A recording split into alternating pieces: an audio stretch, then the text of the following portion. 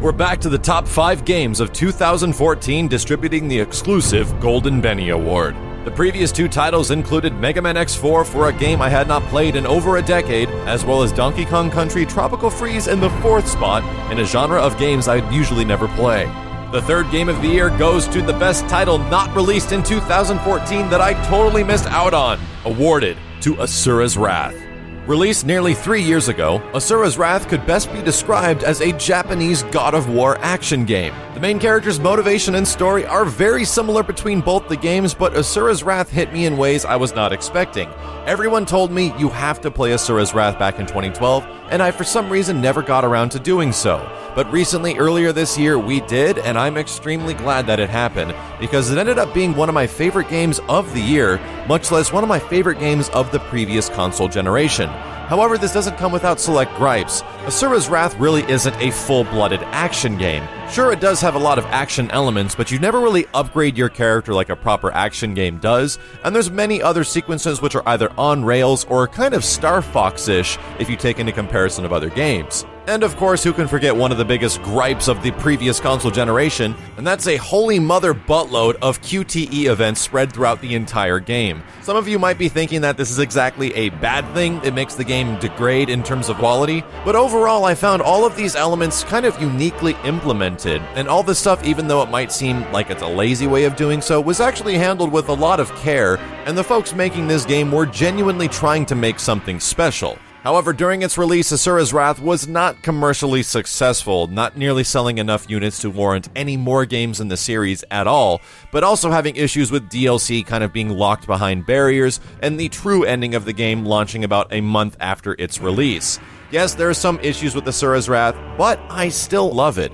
The characters are absolutely fantastic. The animation is superb. I can't even tell you how much craft went into the animations of the characters and the environments and everything of this game. There is a genuine amount of imagination that goes into some of these battles, and putting your character in the forefront of those fights and actually experiencing the fight and being in control of a lot of it is really enjoyable. But like I said, you're only somewhat in control of everything because it's either QTE events or limited action sequences that take place in a small arena, but they still do feel like they're on a very large scale and are epic in proportions. The presentation of the game, however, does not feel like it merits a full $60 purchase, and what I ended up enjoying about Asura's Wrath is sort of how each one of the chapters in the game are separated like they're episodes in an anime series. You have one episode where it tells you what's going to happen in the next episode, and you progress the entire game with this sort of story-paced flow, and it's genuinely interesting and gives you something to look forward to if you want to invest into the next chapter, aka episode. Now, even though there's a lot of things that, like I said, we can gripe on with Asura's Wrath, and it doesn't receive the overall best reviews, but I end up loving it just because of how exciting this game is. Asura's Wrath is literally the embodiment of video game hype. And even though it's not perfectly crafted, even though the action segments could definitely use some polish, I'd love to see characters get upgraded. I will never forget this game because even if I'm only doing a QTE sequence, all the build-up, all the emotion, the music, everything that puts you into that situation to bring the character to that one moment is amazing. Yes! Yes, I feel it! I'm not doing much, but I feel it! It's epically crafted, and it gave me some of the most genuine, like, holy shit type of feelings that I've had in a video game in quite some time.